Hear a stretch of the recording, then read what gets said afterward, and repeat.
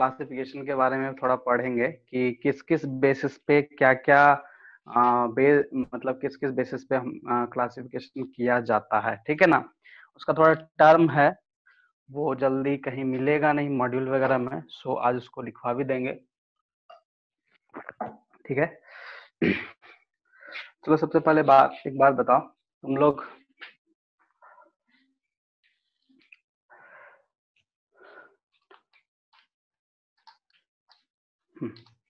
बोल रहे थे कि तुम लोग जो भी प्रीवियस टॉपिक कंप्लीट हुआ है उसमें कुछ डाउट है या वैसा कुछ है जो कि तुम लोगों को समझ में नहीं आ पाया है, फिर से एक बार समझना है, या फिर बताओ। तुम लोग ये बताओ कि एनसीईआरटी पढ़े थे, रीड किए थे? Yes sir. अच्छा, तो उसमें वैसा कोई चीज जो नहीं समझ में आया, या फिर जो हम पढ़ाए वो नहीं समझ में आया?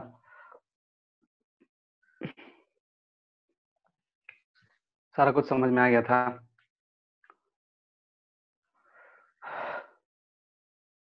चलो ठीक है, सब कुछ समझ में आ गया है तो हम लोग थोड़ा सा आगे बढ़ते हैं इस चीज को लेके, ठीक है।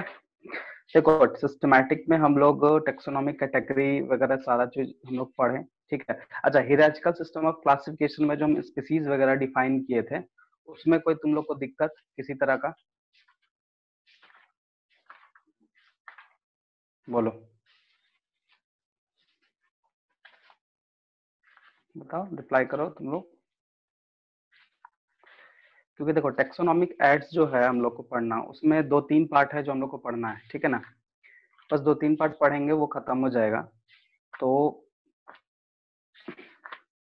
उसके पहले हम ये सोचा कि अगर कुछ डाउट है किसी भी टॉपिक में या किसी भी चीज में तो हमको तुम बता सकते हो, हम उसको अभी समझा देंगे, ठीक है ना।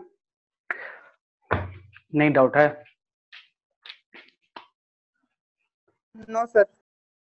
चलो ठीक है, कोई बात नहीं। तुम लोग को नोट्स का जरूरत पड़ेगा इस चैप्टर का? बोलो। No sir. जरूरत नहीं पड़ेगा इसका, ठीक है। क्योंकि हम सोच रहे थे तुम लोग को थोड़ा नोट्स लिखवा देते हैं ताकि तुम लोग उसको अच्छे से याद कर सको, क्योंकि एकेडमिक में तो थोड़ा थियोरेटिकल होता ही है, उसमें थियोरेटिकल नहीं ऑब्जेक्टिव तो होगा नहीं, ठीक है। तो बट वही हम हाँ बोलो। जो नया एजुकेशन सिस्टम पॉलिसी जो लागू हुआ है उसमें तो क्या बोलते हैं, प्रैक्टिकल बेस्ड क्वेश्चन देगा ना। प्रैक्टिकल बेस्ड क्वेश्चन देगा, लेकिन सारा क्वेश्चन प्रैक्टिकल बेस्ड क्वेश्चन, वो लागू अभी हुआ नहीं है ना। लागू क्या हाँ, हो गया है? हाँ, वैसे तो भी अभी टाइम आप लिखवाइएगा है। ना।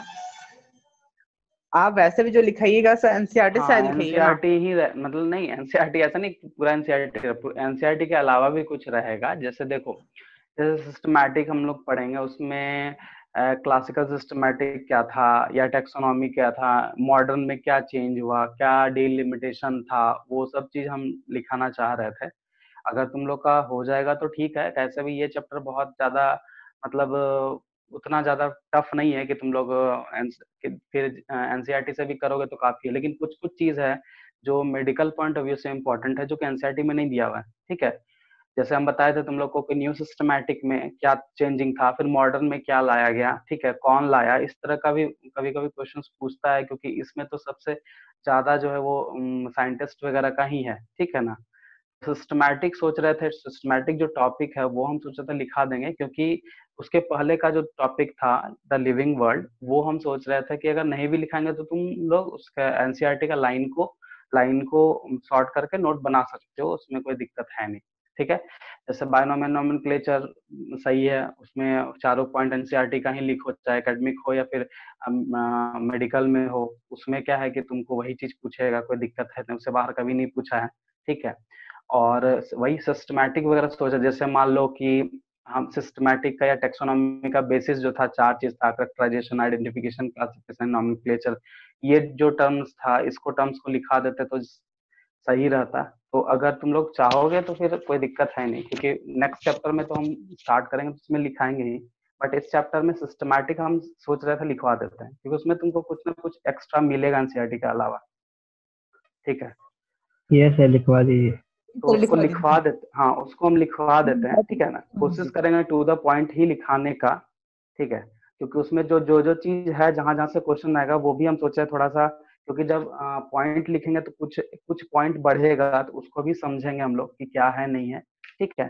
सो इसीलिए हम सोच रहे थे, उसके बाद हम लोग बस टाइम बचेगा तो टेक्सोनॉमिकल एड्स पढ़ लेंगे। टेक्सोनॉमिकल एड मेन जो है दो पढ़ना है हम लोग को, ठीक, एक होता है की और एक होता है हर्बेरियम, ठीक है, ये दो चीज से क्वेश्चन आता है। बाकी बात जूलॉजिकल पार्क क्या है, बॉटनिकल गार्डन क्या है, म्यूजियम क्या है, ये तुम म्यूजियम क्या है तुम लोग जानते हो।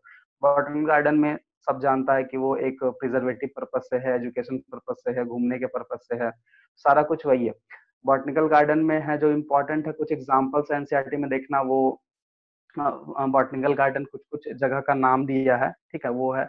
लेकिन की और हर्बेरियम ये दो जो टॉपिक है, ये थोड़ा सा इम्पोर्टेंट इसलिए हो जाता है क्योंकि मैक्सिमम जो क्वेश्चन है, ठीक है, इस टैक्सोनॉमिकल एड्स टॉपिक से 4-5 उसमें पॉइंट है, सॉरी 4-5 टॉपिक में दो जो हर्बेरियम एंड की स्पीसीज जो है वो बहुत इंपॉर्टेंट है, ठीक है ना, तो हमसे तो उसको बता देंगे, फिर ये चैप्टर खत्म हो जाएगा और बाकी एनसीईआरटी को अपना रिवाइज करते रहना, ठीक है।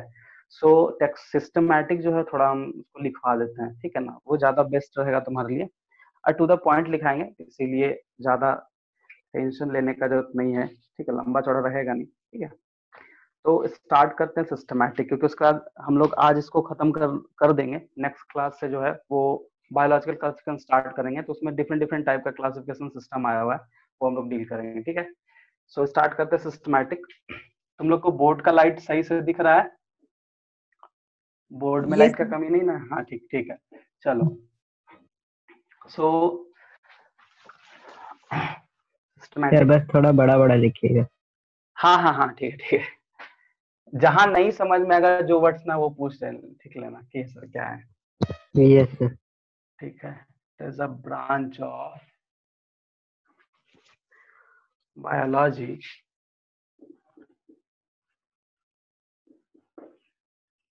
that deals with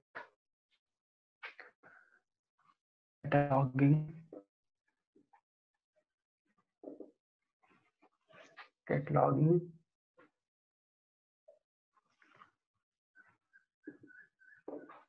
living organism into categories that can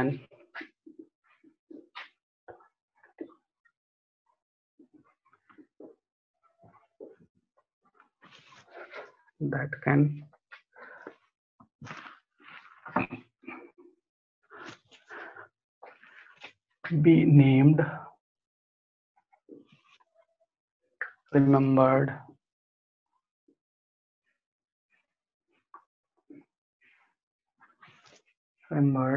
compared and studied,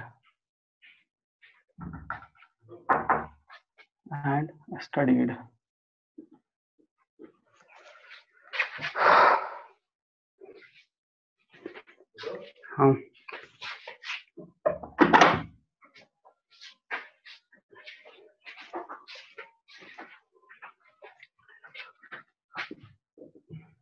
according to Simpson 1961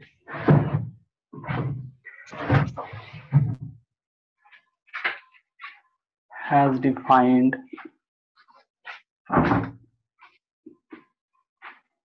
systematics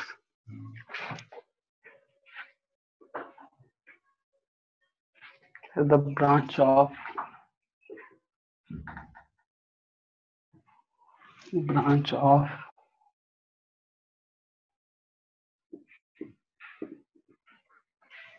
biology that deals with the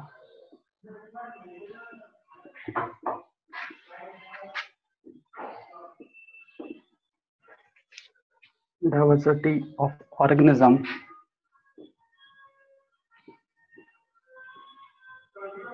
at every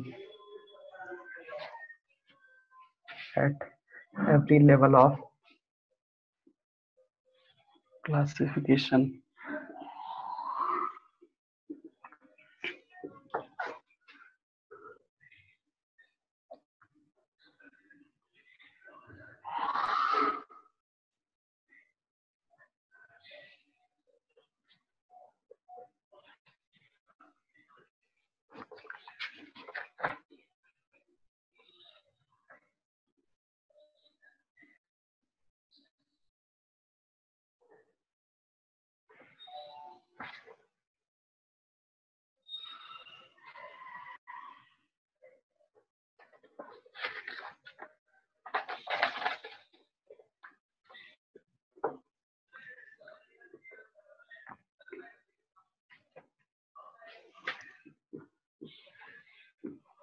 basis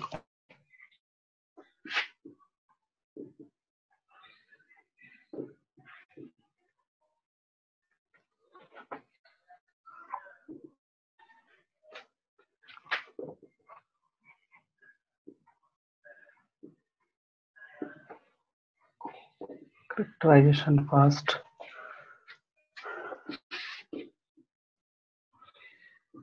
The organism to be described, to be to be studied, to described for all morphological and other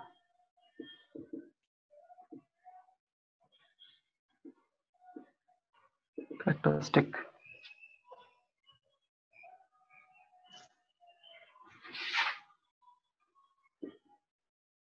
Studied in described, ठीक है। दूसरा है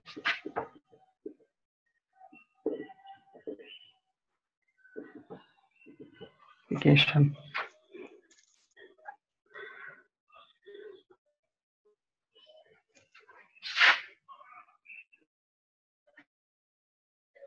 The identification of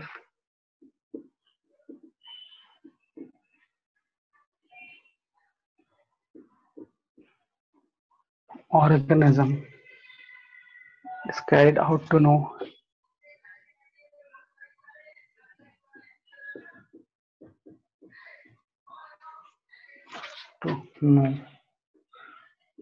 whether it is similar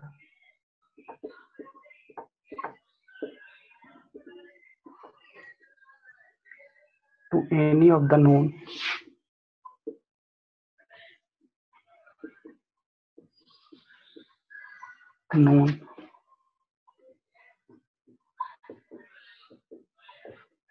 taxa. चलो इसको note करो।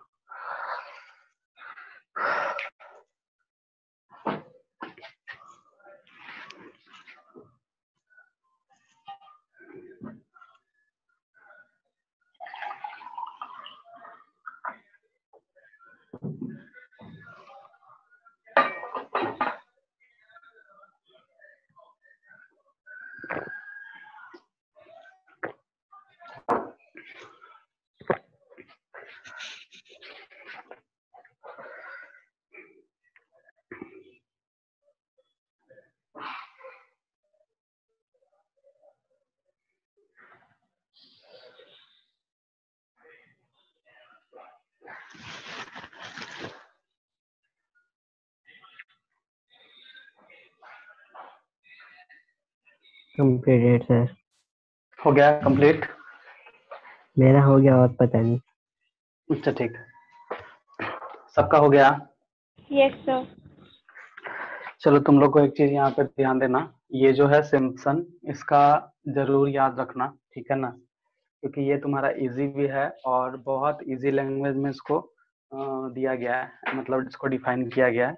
और maximum में देखा गया है कि अगर पूछेगा सिस्टमैटिक का डेफिनेशन तो इसी चीज से पूछता है, इसी लाइन से पूछता है। ऐसा तो ये भी है, बट ये लाइन से ज्यादातर पूछा गया क्योंकि सिम्पसन ही एक ऐसा साइंटिस्ट है जो सबसे एग्जैक्टली सिस्टमैटिक को बताया गया, और यही बताए थे कि सिस्टमैटिक, टेक्सोनॉमी एंड क्लासिफिकेशन तीनों इंटरचेंजेबल वर्ड्स है, जो कि अलग अलग कॉम्परेटिव स्टडी के बेसिस, सॉरी कॉम्परेटिव कैरेक्टरिस्टिक्स के बेसिस पे उसको क्लासिफाई किया गया, जो बाद में मॉडर्न टेक्सोनॉमी या मॉडर्न सिस्टमैटिक के नाम से मतलब उसको लिखा गया, जो कि जूलियन हक्सले लिखे थे। डिफिनेशन कोई और दिया लेकिन उसको इम्प्लीमेंट कौन किया, तो जूलियन हक्सले, जो कि मॉडर्न सिस्टमैटिक या मॉडर्न टेक्सोनॉमी बोल के उसको दिया गया उस मतलब उस टर्म को, ठीक है। तो हम लोग आगे बढ़ते हैं, इसको मिटाते हैं। हाँ, एक और चीज है जो basis of study systematic study, characterization, identification, इसको ध्यान रखना, और दो जो है क्लासिफिकेशन, नोमेनक्लेचर, इसको याद कर लो,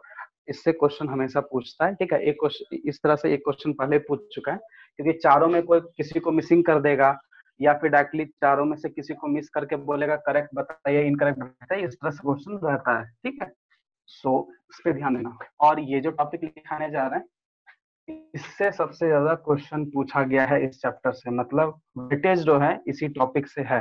ठीक है, लिविंग वर्ल्ड से 1-2 क्वेश्चन मिल गया काफी है, लेकिन इससे तुमको बहुत सारा क्वेश्चन मिलेगा। ठीक है, रिसेंटली कुछ कुछ क्वेश्चन का हम तुमको अभी जिक्र करेंगे, तो उससे तुमको क्लियर पता चल जाएगा। ठीक है, तो नेक्स्ट है हम लोग का क्लासिफिकेशन। थर्ड में था classification.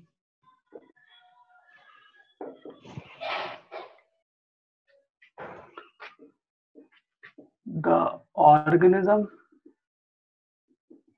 is classified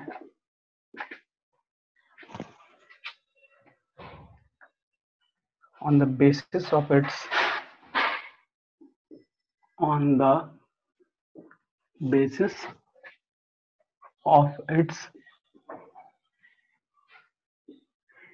resemblance to different taxa.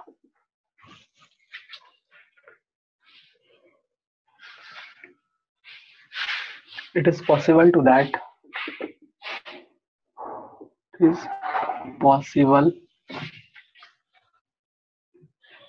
that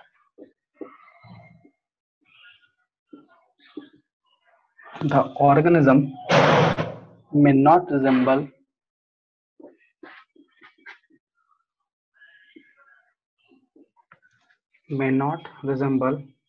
any known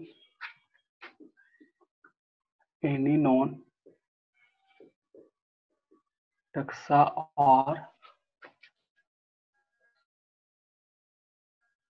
group. A new group is raised. A new group or taxa is raised to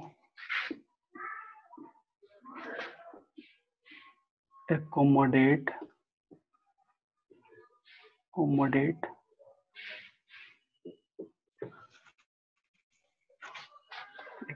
it. Fourth है nomenclature.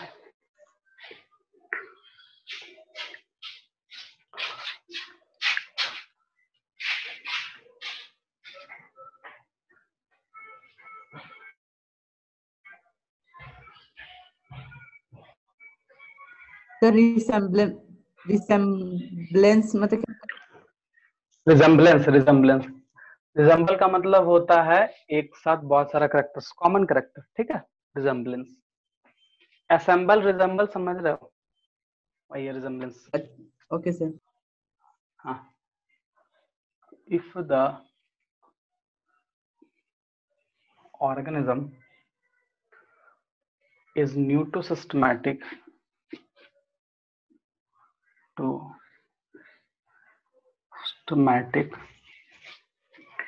it is given to a new name. It is given to a new name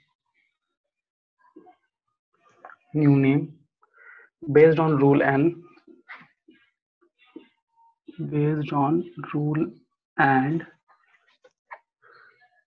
convention of nomenclature. Rule and convention of nomenclature.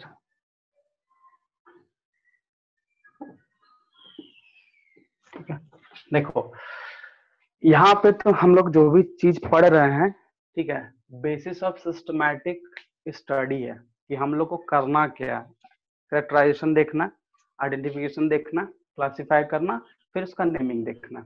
लेकिन यहाँ पे nomenclature जब अगर हम लोग nomenclature का जब हम लोग पढ़ेंगे तो वहां जब बाइनोमियल नोमेनक्लेचर का रूल देखेंगे वो अलग चला जाएगा। तो नोमेनक्लेचर अलग है, नाम देना है, बस यही चीज इसमें बताया जा रहा है। लेकिन जब हम नॉमेनक्लेचर का रूल देखें, क्योंकि यहाँ पे लिखा है कि इसको जब नाम देना है तो रूल एंड कन्वेंशनल नॉमेनक्लेचर देना पड़ेगा, कि ऐसा नॉमेनक्लेचर जो सबको सबके लिए मतलब अच्छा हो, ठीक है ना। तो और रूल के साथ देना है, तो रूल में हम लोग बायनोमियल नॉमेनक्लेचर का वहाँ पे अच्छे से डेफिनेशन देखेंगे, ठीक है। वो अलग है, ये अलग है, दोनों को मिक्स मत करना, क्योंकि बायनोमियल नॉमेनक्लेचर जब तुम देखोगे तो उसमें लिखा होगा कि ये एक ऐसा सिस्टम है जिसमें दो दो ग्रुप को लिया गया, दो टेक्सॉन को लिया गया है, जिसमें एक जीनस स्पीसीज, वो अलग चीज, ये अलग चीज है, ठीक है। क्योंकि कहीं कहीं नॉमेनक्लेचर में तुमको डायरेक्टली वही वाला डिफिनेशन दिया है, जो कि तुमको लगेगा नहीं हो सकता है, तुमको लगेगा सर क्या लिखा दिए वहां, क्या लिख रहा है, वो रूल का दिया हुआ, और ये बस ऐसा है कि नहीं नेमिंग करना है बस, ठीक है। अब हम लोग का नेक्स्ट टॉपिक है क्लासिकल टेक्सोनॉमी, जो कि बाद में क्लासिकल टेक्सोनॉमी जो कि बाद में क्या हो गया था, डिस्कार्ड हो गया था। डिस्कार्ड क्या हुआ था, कुछ कुछ बेसिस आ गया तो बस उसको चेंज कर दिया गया। It is on observable characteristics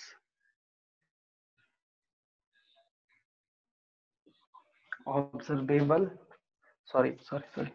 observable morphological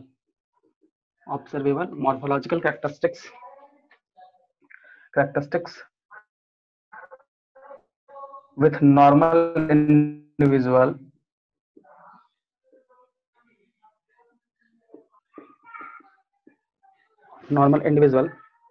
considered to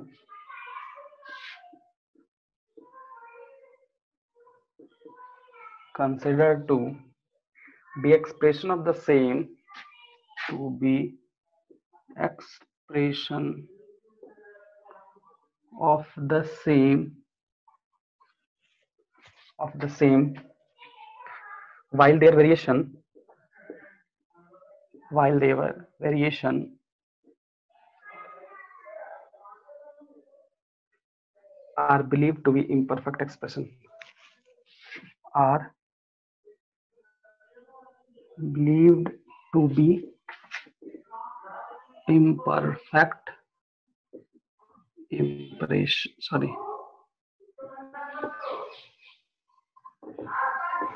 expression.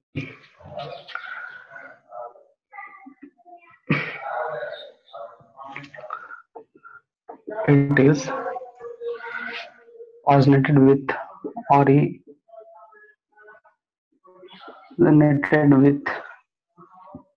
Plato,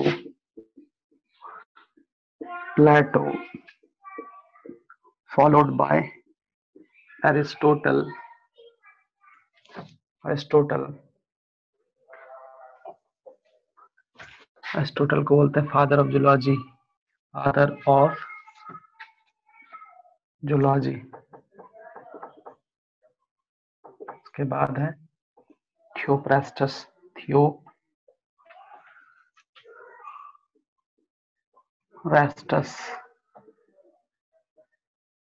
father of botany up to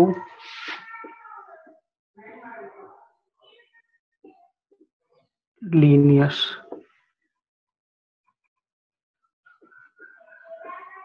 father of taxonomy,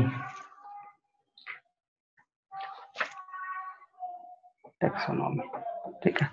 देखो इस सिस्टम को देने के लिए, मतलब इस बेसिस को देने के लिए, देखो प्लेटो, फिर एरिस्टोटल, थियोप्रेस्टस एंड लीनियस, ये चारों मिलके क्लासिकल टेक्सोनॉमी को दिया, क्योंकि वो सिर्फ और सिर्फ मॉर्फोलॉजिकल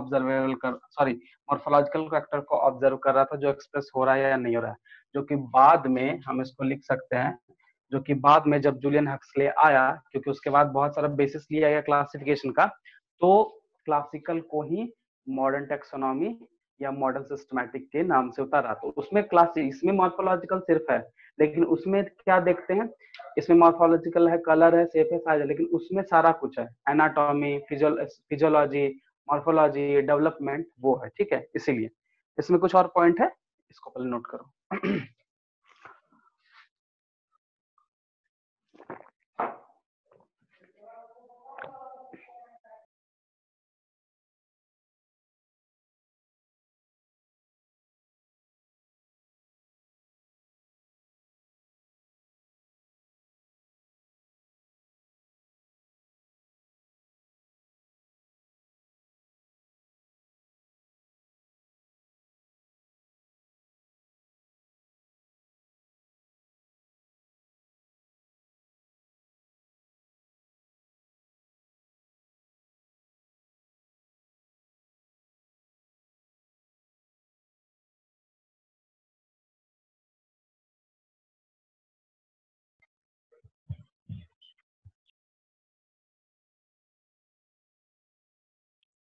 हो गया सर।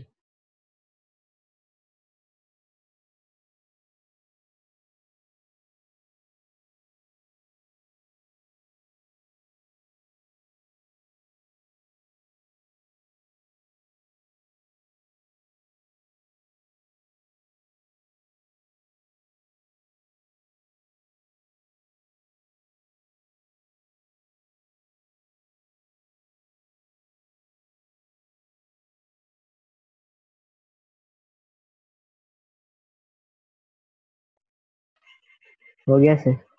हो गया चैप्टर कंप्लीट। ठीक है, देखो इसके बाद इसका कुछ पॉइंट्स है, ठीक है ना, जैसे हम ये लिखे ना टेक्सोनॉमी, ठीक है, इसके बाद इसी का पॉइंट्स है, तो इसी का लिखना क्लासिकल टेक्सोनॉमी में 4-5 पॉइंट जिस पे किया गया था वो है। Yes sir.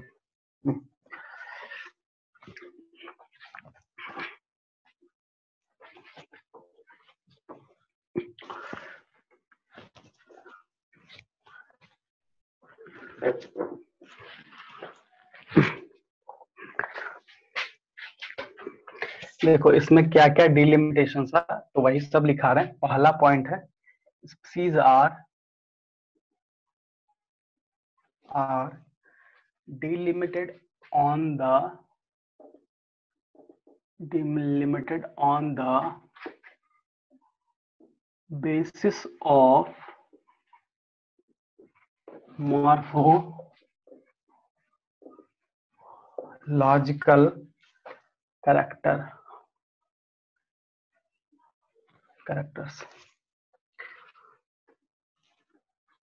Only a few characters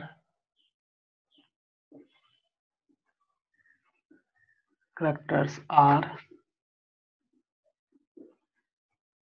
employed for classification. Few character में वही है, shape, size, habit, habitats, colour वगैरह। ठीक है, नेक्स्ट है species are believed to be static. believed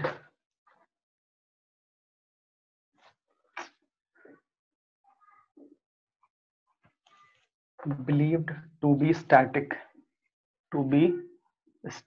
यहाँ पे स्टैटिक का मतलब समझे, इम्यूटेट म्यूटेट मतलब म्यूटेशन वर्ड है, तो यहाँ इम्यूटेट मतलब वो म्यूटेशन नहीं होगा। ठीक है, और species is the centre stage of study.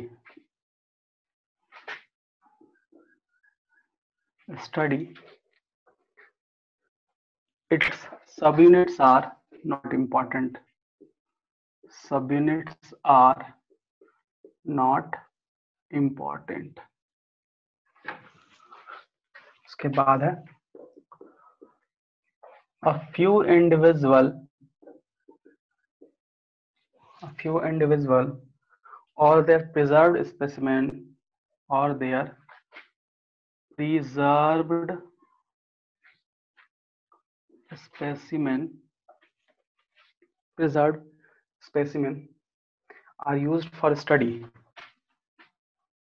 used for study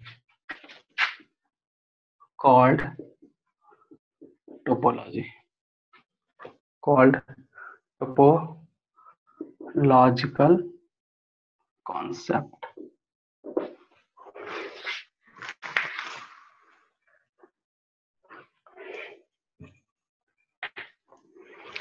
ये था। अब जो नेक्स्ट है उसको हम लोग बोले न्यू सिस्टमैटिक और modern taxonomy.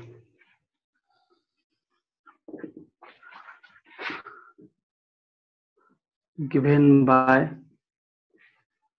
Julian Huxley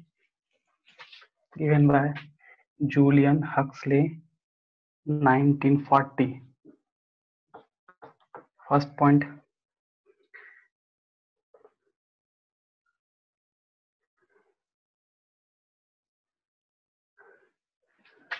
It is systematic study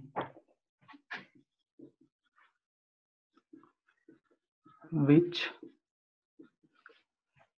take into consideration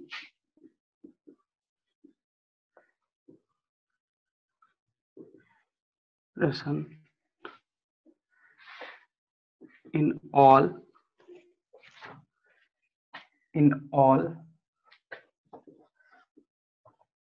types of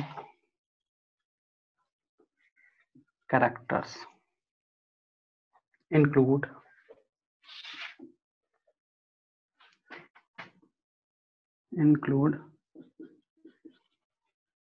morphological,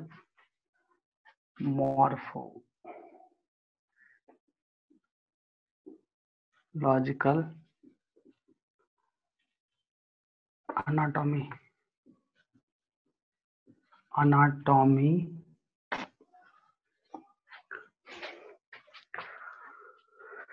cytology,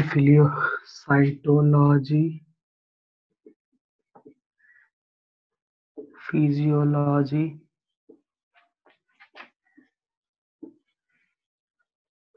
biochemistry,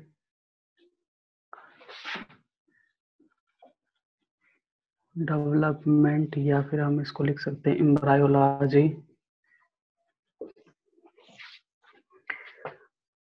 ecology, genetics,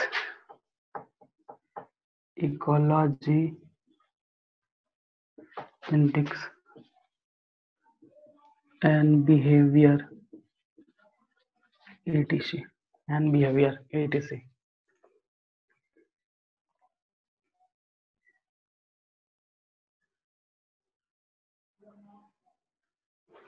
of whole population,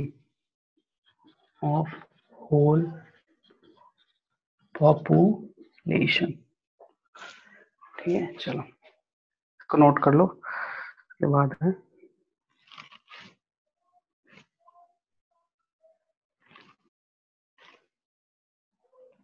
excuse me sir, हाँ बोलो। तो थर्ड पॉइंट समझा दीजिएगा क्या? Species are believed to be static और emulate. Explain species believed, ये static. Yes sir. Static का मतलब है, देखो स्टैटिक का मतलब क्या होता है? स्थिर होना, ठीक है।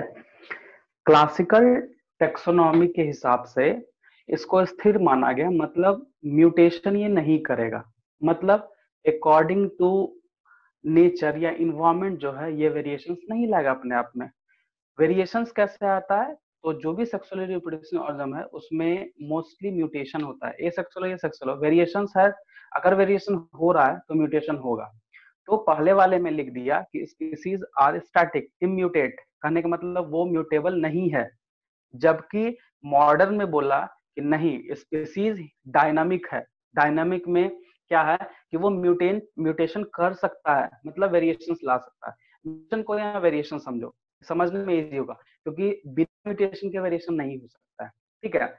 जैसे इसका बहुत अच्छा एग्जांपल है, तुम अभी जस्ट पास करके आए हो, तो 10th में जेनेटिक हेड इन इवोल्यूशन पढ़े, तो इवोल्यूशन का क्या रीजन है?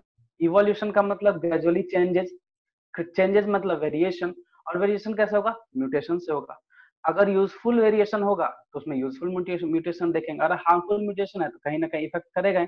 मतलब सिंपल है, चेंज हो रहा है तो वेरिएशन हो रहा है। वेरिएशन क्यों हो रहा है? क्योंकि म्यूटेशन हो रहा है। तो पहले वाले में बोल दिया कि स्टैटिक है, म्यूटेशन नहीं है, बट सेकंड वाले मॉडर्न वाले में बोला कि नहीं वो डायनामिक है, म्यूटेशन होगा, अकॉर्डिंग टू नेचर धीरे धीरे वो अपने आप को चेंज करेगा, और सर्वाइवल हो या फिर और कोई पर्पस हो। सिंपल। मेनली किसी भी जब यहाँ पे जेनेटिक्स लिखा जा रहा है, मतलब उसके जीन का भी स्टडी हुआ है, ठीक है।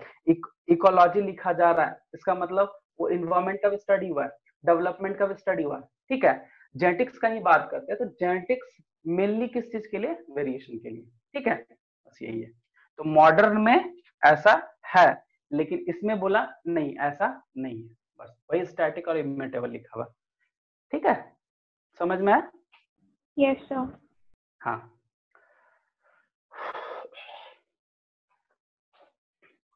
इसमें कोई वैसा वर्ड जो तुम लोग को नहीं समझ में आए पूछ सकते हो। मॉर्फोलॉजी किसको, एनाटॉमी किसको, साइटोलॉजी किसको, फिजियोलॉजी किसको, बायोकेमिस्ट्री किसको। देखो जैसे हम साइटोलॉजी बोले हैं तो साइटोलॉजी में अलग चीज होता है, अगर सेल बायोलॉजी बोल देते उसका मतलब अलग निकल जाता है। साइटोलॉजी में हम लोग किसी भी सेल का स्ट्रक्चर पढ़ते हैं, उसका फॉर्म क्या है, उसका फंक्शन क्या है, बस इतना ही पढ़ते हैं।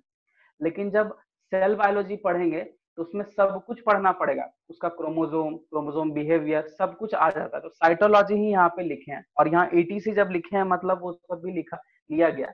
तो साइटोलॉजी में इसको कौन से टाइप का सेल बना, उसका फॉर्म क्या, उसका स्ट्रक्चर क्या है, इस सबको साइटोलॉजी बोलते हैं। दोनों में बहुत डिफरेंस है। जैसे बायोकेमिस्ट्री है, ठीक है, बायोकेमिस्ट्री मतलब बायोमॉलिक्यूल, मतलब वैसा मॉलिक्यूल्स जो किसी भी ऑर्गेनिज्म में है। और हम तुम लोग पढ़े होगे कि जैसे इवोल्यूशन पढ़े होगे, तो इवोल्यूशन वहां पे पढ़े होगे कैसे इवॉल्व किया, कोई भी ऑर्गेनिज्म कैसे इवॉल्व करता है। तो बिना मॉलिक्यूल बने कोई इवॉल्व नहीं कर सकता है। और पहला जो मॉलिक्यूल बना था वो प्रोटीन और आरएनए बना था, जिसको प्रोटोबायोन्ट्स बोले थे। वही है बायोकेमिस्ट्री। बायोकेमिस्ट्री में जैसे एक छोटा सा एग्जांपल देते हैं, जैसे मान लो तुम लोग सब जान रहे हो बैक्टीरिया होता है, बैक्टीरिया का सेल वॉल का कंपोजिशन पॉलीसेकेराइड्स है, अलग हो गया। प्लांट सेल वॉल में चल जाओ, प्लांट सेल वॉल का सेलोज है। फंगी में चल जाओ तो काइटिन है, तो हुआ ना बायोकेमिस्ट्री, मॉलिक्यूल्स अलग अलग हो रहा है, तो उसका भी स्टडी करना है। तो वो सब मॉडर्न में लिया गया।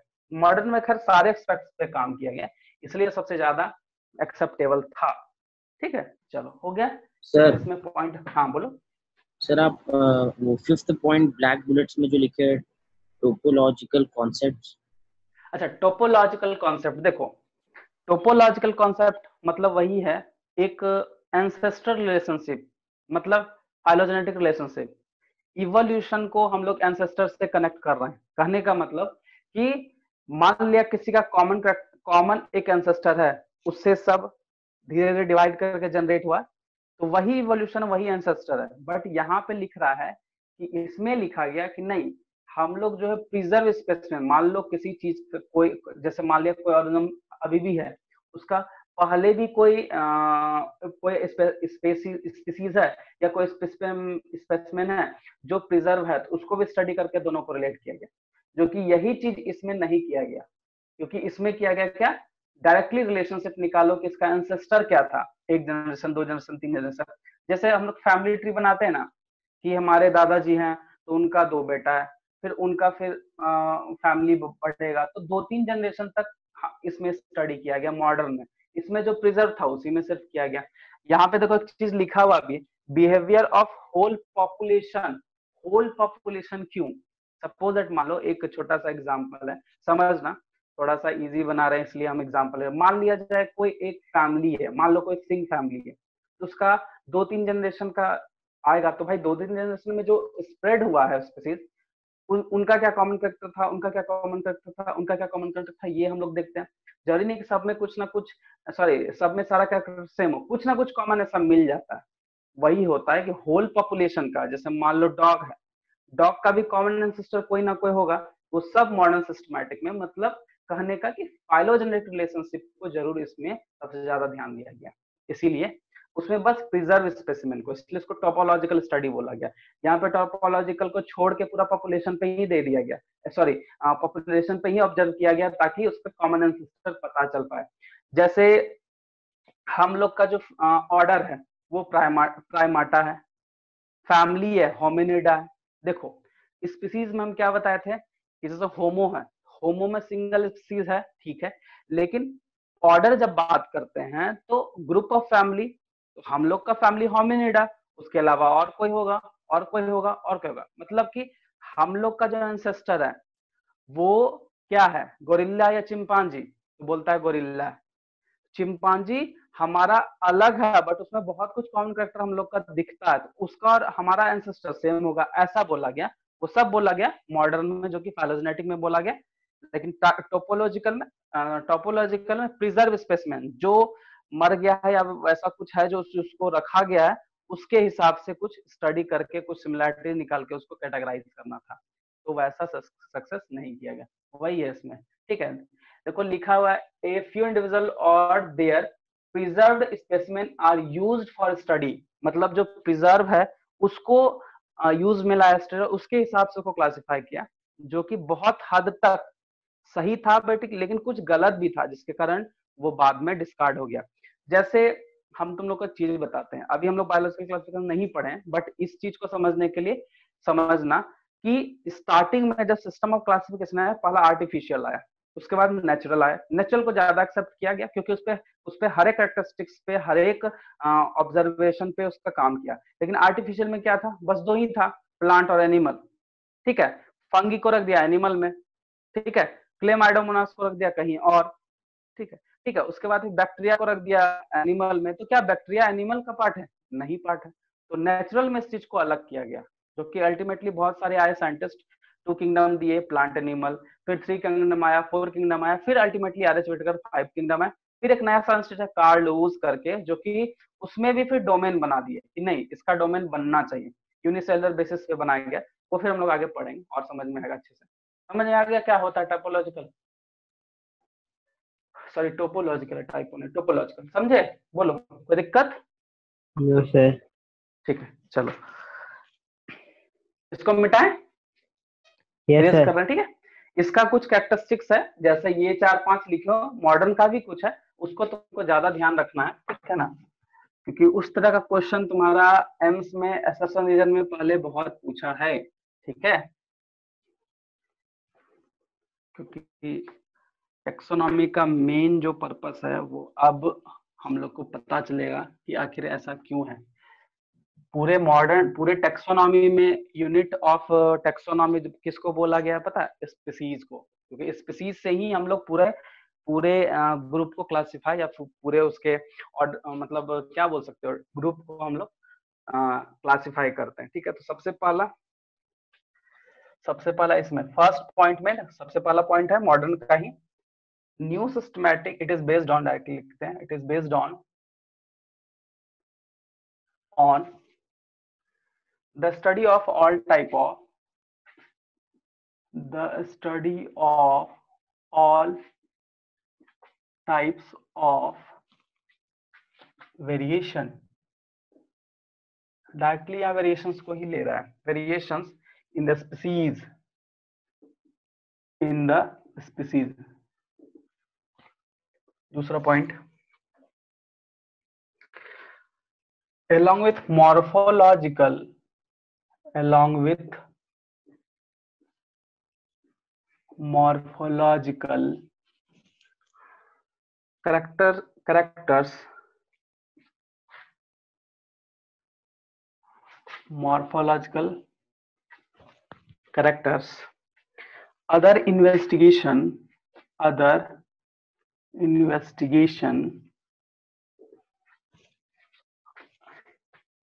are also carried out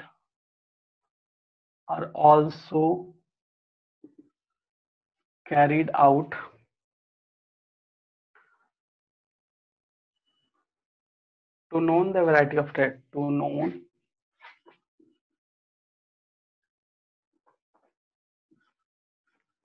the variety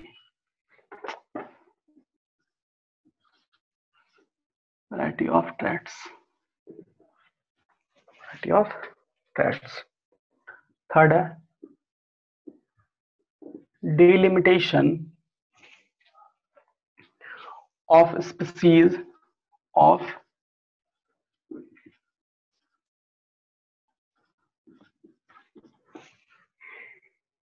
on the basis of all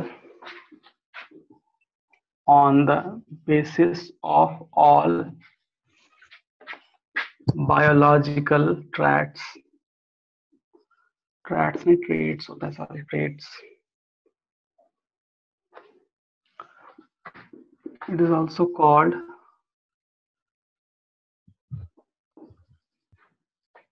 biological delimitation.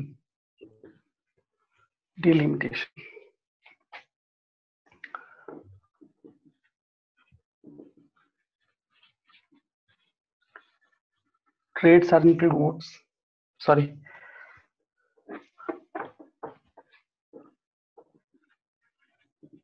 traits are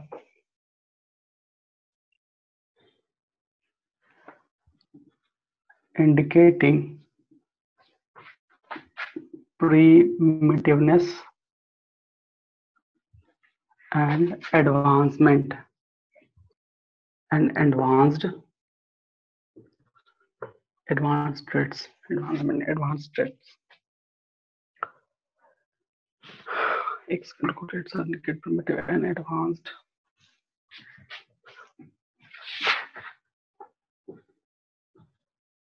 Advancement are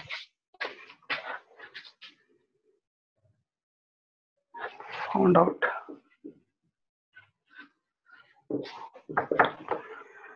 Interrelations are interrelationship are carried out. Species are considered dynamic. ये पॉइंट ठीक है. ये मॉडर्न टेक्सोनॉमी खत्म हो गया.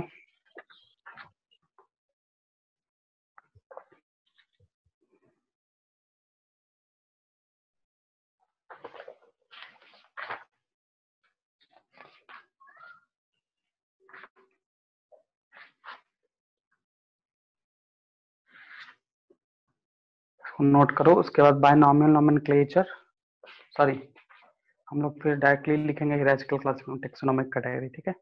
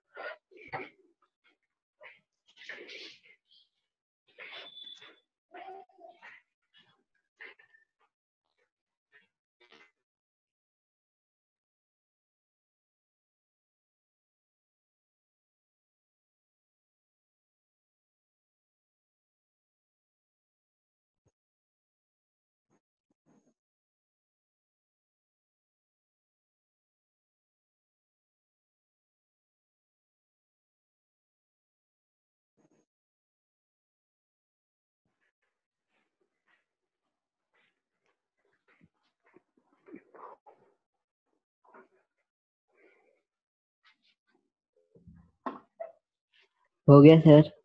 हो गया. हो गया. चलो मिटाते हैं. अब टॉपिक 2 टेक्सोनॉमिक कैटेगरी या हिरार्चिकल सिस्टम ऑफ क्लासिफिकेशन भी बोलते हैं उसको.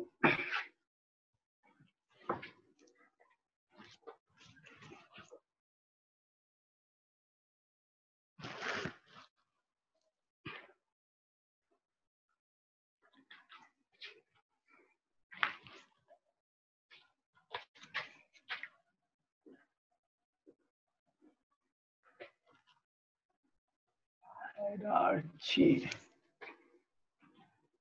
of taxonomy categories.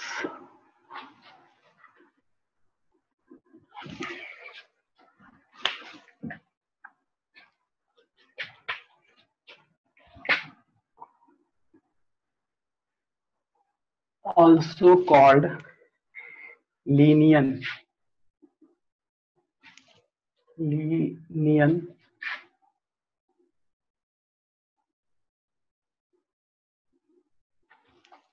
hierarchy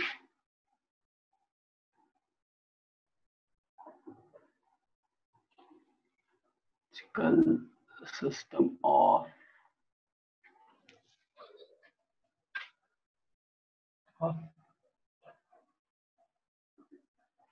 classification because it is also called linear hierarchical system of classification, because it was first proposed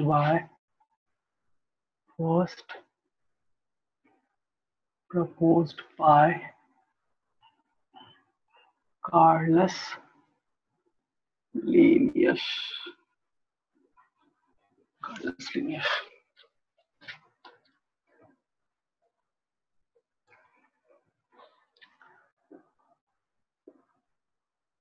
The definition है the sequence of categories in a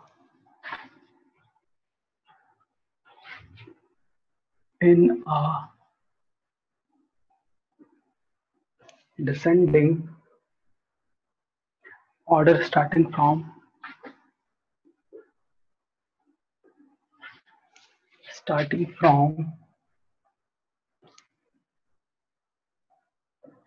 kingdom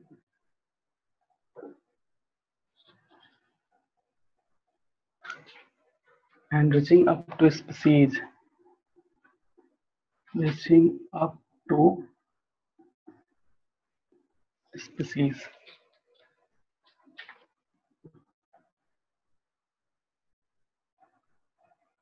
ये वाला important line है, ध्यान देना। The number of similar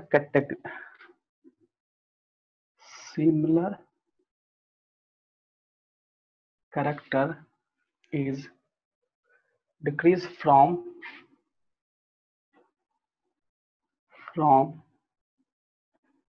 lowest rank species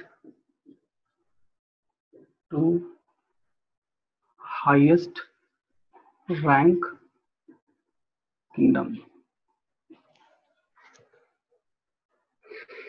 Highest rank kingdom. It include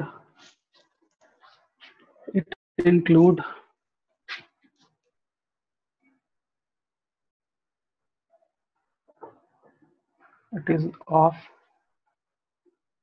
two types.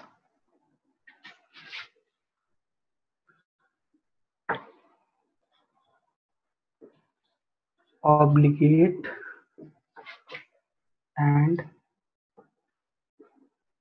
intermediate.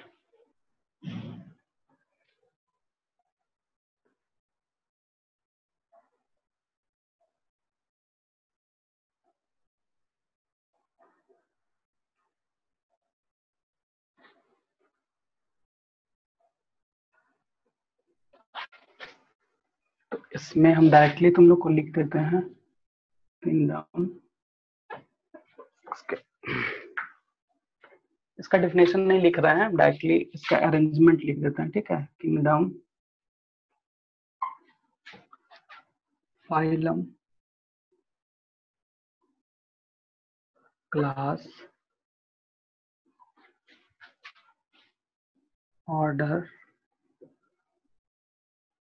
Family, genus and species. लेकिन इसमें कुछ दूसरा होगा तो इसको हम डिफाइन भी कर देते हैं, ठीक है। In order to make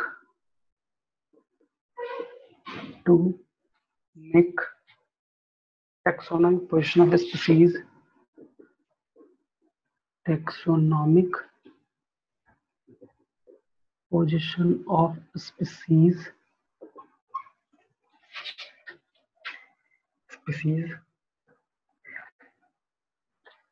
more precise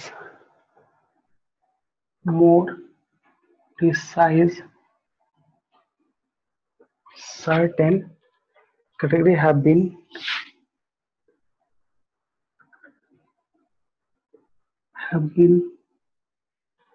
added to this list.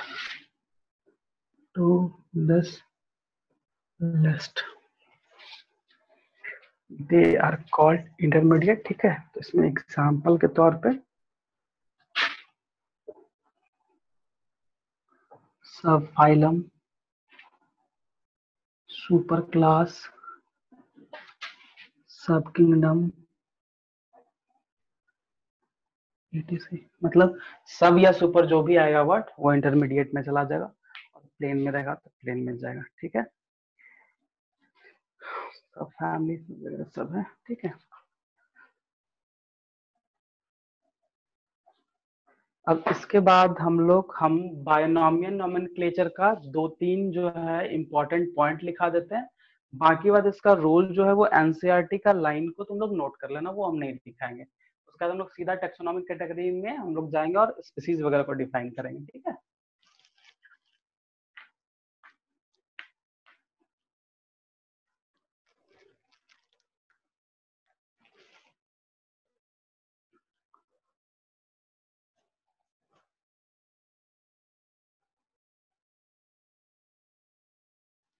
इसमें कुछ समझना है तो समझ सकते हो, और इम्पोर्टेंट के हिसाब से, इम्पोर्टेंट पॉइंट के हिसाब से ये बहुत इंपॉर्टेंट है। एंड ये ऑब्लिगेट में सीरीज हमेशा पूछता है, मतलब ये सीरीज को याद रखना। यहाँ फाइलम के साथ साथ में एक डिवीजन भी होगा। ठीक है, तो division for plant and phylum for animal, इसको भी ध्यान रखना है। इस तरह का कंफ्यूजन में हम लोग क्वेश्चन गलत नहीं कर सकते हैं। ठीक है, तो फाइलम जो एनिमल के लिए यूज होगा, डिवीजन प्लांट के लिए यूज होगी, और इसका सीरीज तुमको याद रखना है, और एनसीईआरटी में दिया भी है एक्सरसाइज में, उसको करके देखना।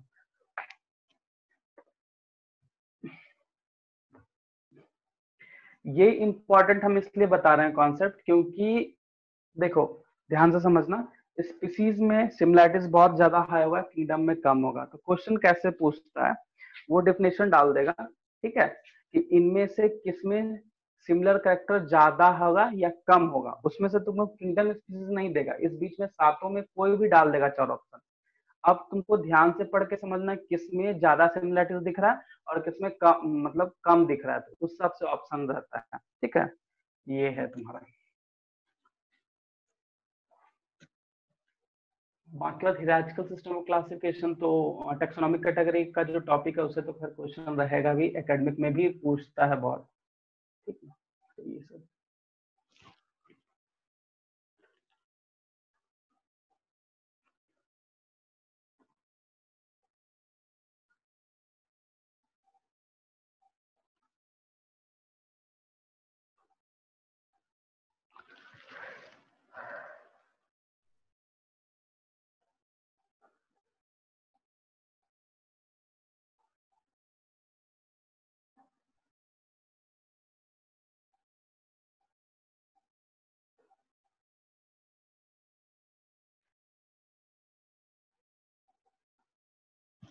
हो गया, नोट कर लिए? Yes sir. ठीक है। Yes sir. अब ये हिरार्चिकल हो गया। अब हम अभी बायनॉमियल नोमेनक्लेचर का जो इनिशियल है, डेफिनेशंस वगैरह, वो 4-5 लाइन में लिख देते हैं जो पूछता है। बाकी का रूल से ही क्वेश्चन पूछता है, तो एनसीईआरटी का रूल को उस जगह नोट कर लेना, और इसका रूल हम नहीं लिखा रहा है, एनसीईआरटी का सामने रहेगा, उसी से क्वेश्चन पूछा है। ठीक है, binomial nomenclature,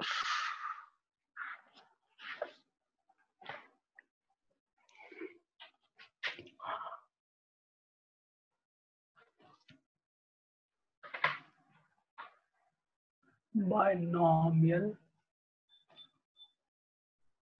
nomenclature,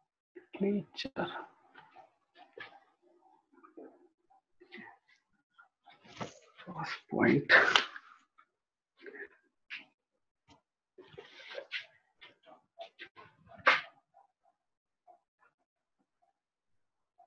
developed by Linnaeus and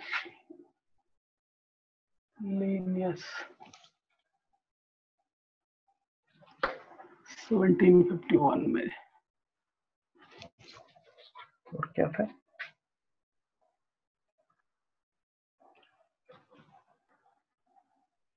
It is the system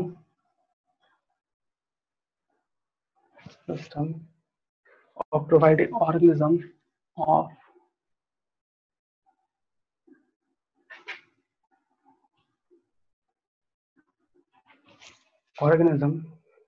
with appropriate and distinct,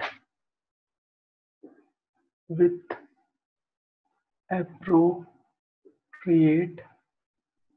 and distinct name consisting of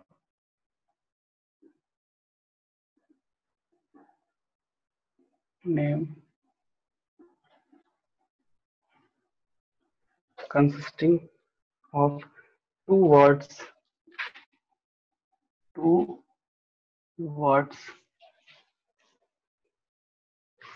first generic and second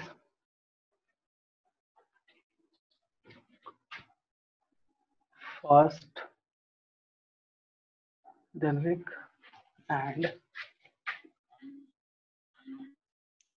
second specific epithets. Epithet.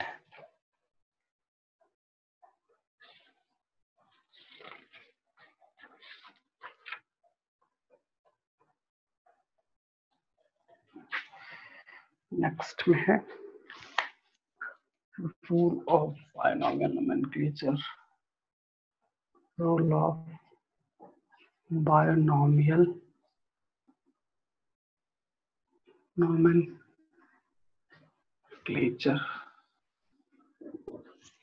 Okay. पहला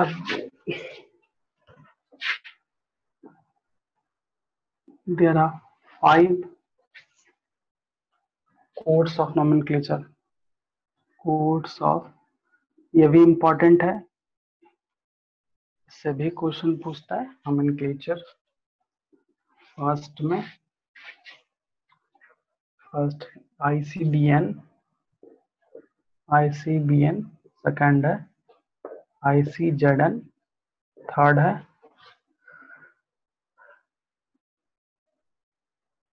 ICVN, फोर्थ है ICNCP, fifth है ICBACN.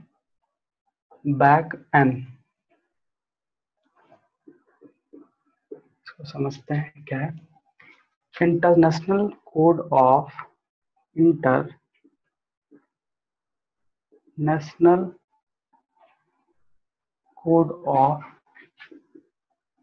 Botanical nomenclature. ठीक है. International code of zoological nomenclature. International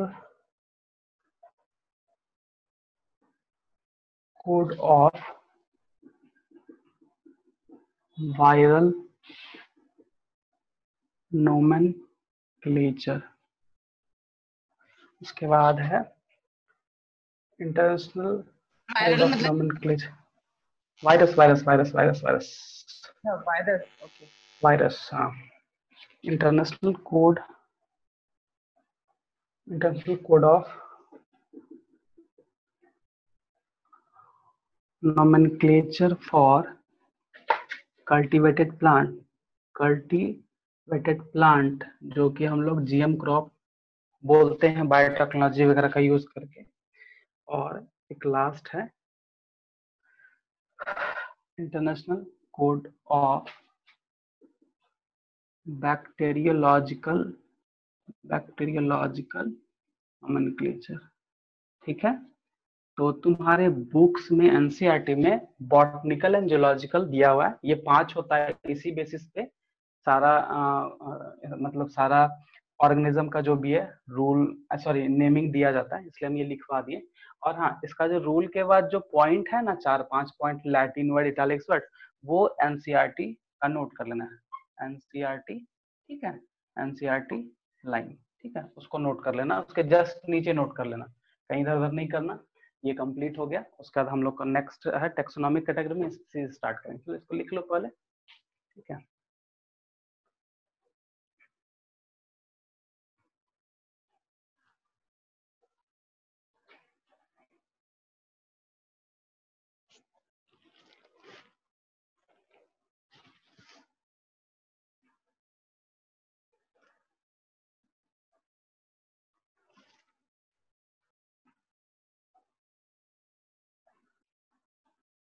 sir fungi के लिए क्या होगा? Fungi के लिए वैसा भी कुछ नहीं, वो प्लांट में ही आ जाता है, बॉटनिकल में ही आ जाता है।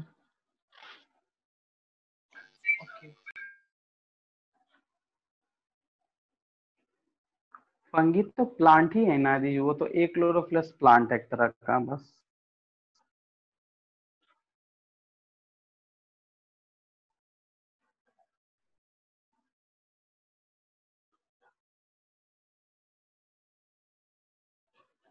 सर पर हम लोग उसको अलग किंगडम के नाम से जानते हैं, किंगडम क्या फंगी। कहते?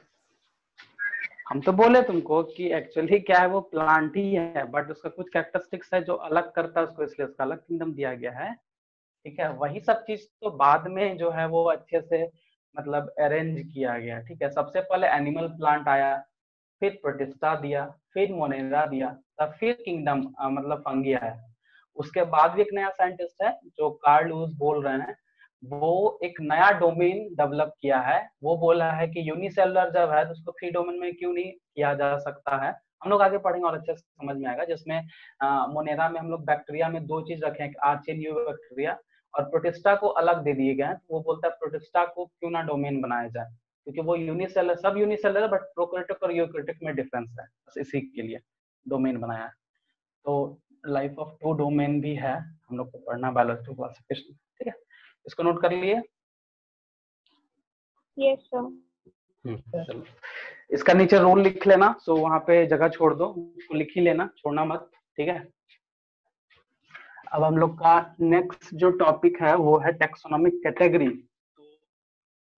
हम तुम लोग को अभी जो है अभी के लिए स्पीसीज को अच्छे से डिफाइन कर देते हैं, बाकी बात हर एक अलग जो ग्रुप है जैसे डिवीजन सॉरी फैमिली जीनस वगैरह जो भी है, बस उसको असेंबलेज करते जाना। कहने का मतलब स्पीसीज को डिफाइन करते हैं क्योंकि वो बहुत ही ज्यादा इंपॉर्टेंट है, उसमें कुछ अलग अलग है, जैसे इंटरब्रीड वगैरह होना चाहिए, प्रॉपर डेफिनेशन उसका होना चाहिए, तो हम वो कर दे रहे हैं। बाकी बात एनसीईआरटी में तुम देखोगे लाइन से तुम उसको पॉइंट बना के लिख सकते हो, तो वो खत्म हो जाएगा। ठीक है, बाकी बात एग्जाम्पल तो इंपॉर्टेंट है। ठीक है, एग्जाम्पल को करना ही पड़ेगा, कोई उपाय नहीं, क्योंकि एग्जाम्पल से ही क्वेश्चन पूछता है। ठीक है, टेक्सोनॉमी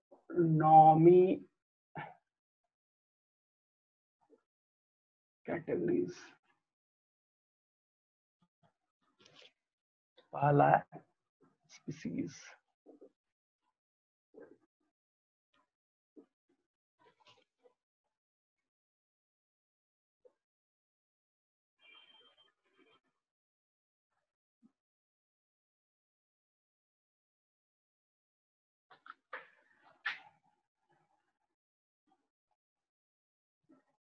नाइनटीन 64 sorry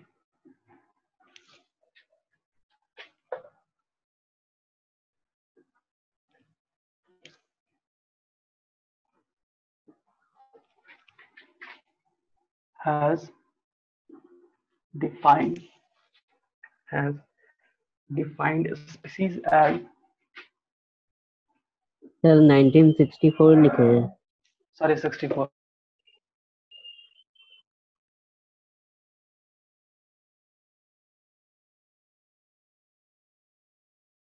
में देखो actually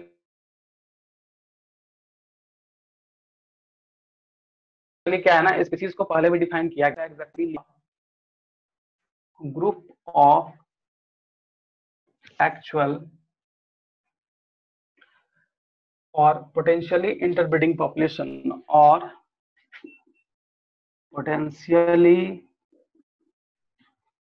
interbreeding population that are reproductively isolate, that are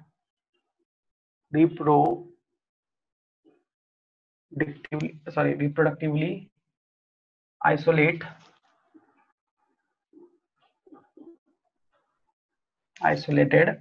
from other such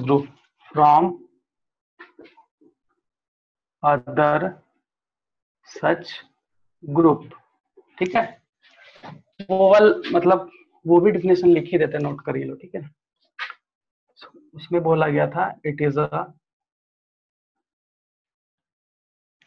natural population of individual or group, population or individual of, it is a natural population of individual or, sorry, of individual or group of population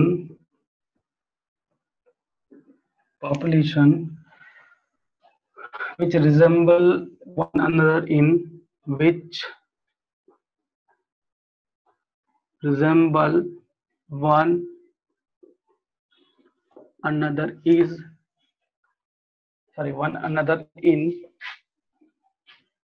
all essential morphological and productive characters and reproductive characters, so that they are able to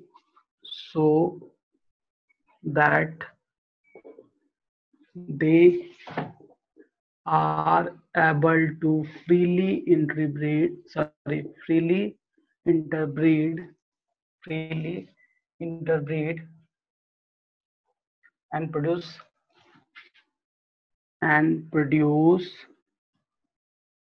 fertile offspring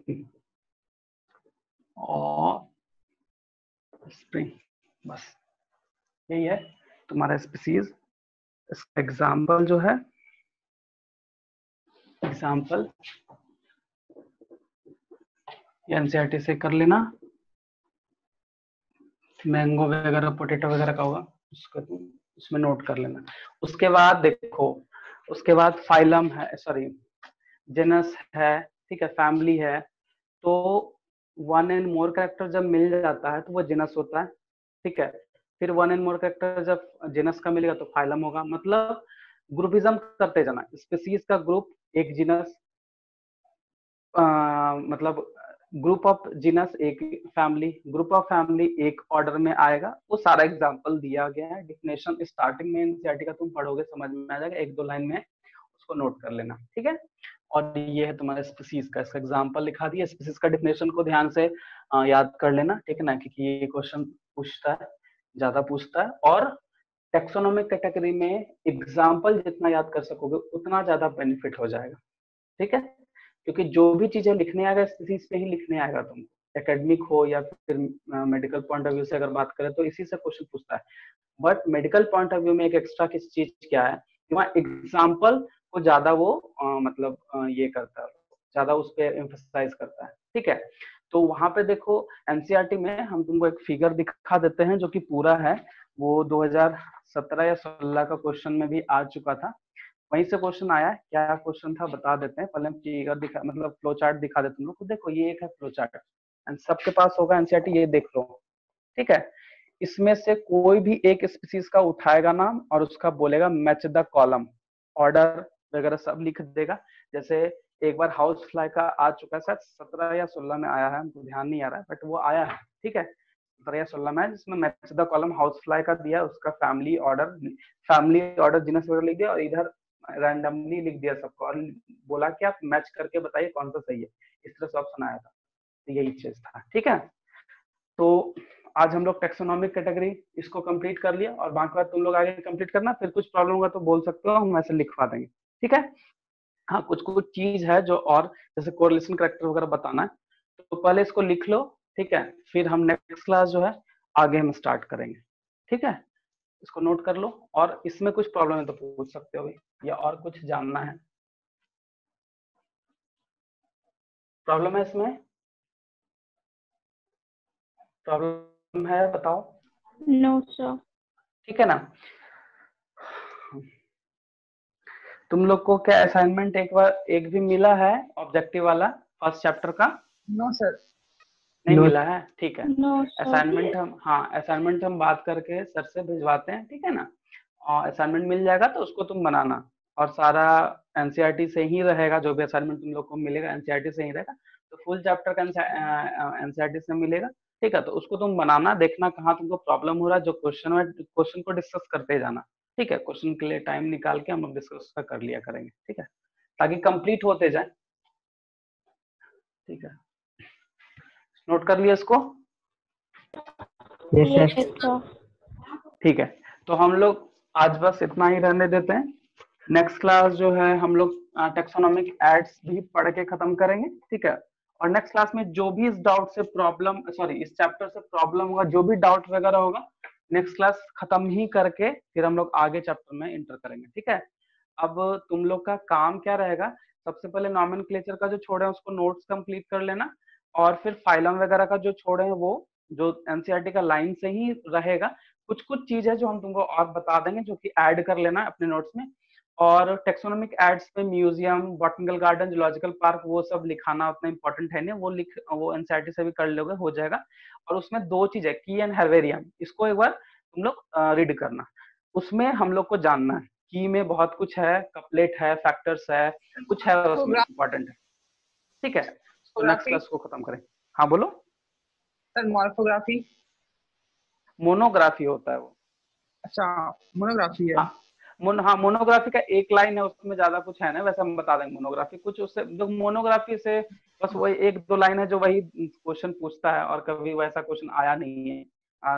5-6 साल 7 साल अभी तक मैं एक बार देखे हैं, but उससे question है तो पढ़ना ही है, ज्यादा उसमें नहीं है। की एंड हेर्वेरियम, ये दो बहुत इंपॉर्टेंट है।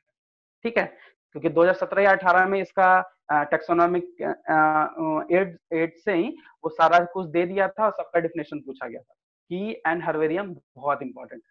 ठीक है, वो हमेशा पूछता है, 2-3 बार हेर्वेरियम से भी पूछा है, की से भी कुछ क्वेश्चन पूछा है, बट कभी कभी मैच द कॉलम आता है तो सबसे आता है। ठीक है, तो वो हम लोग नेक्स्ट क्लास कंप्लीट कर लेंगे, और क्या क्या क्वेश्चन आएगा वो हम बता दें। ठीक है, इसके लिए टेंशन नहीं।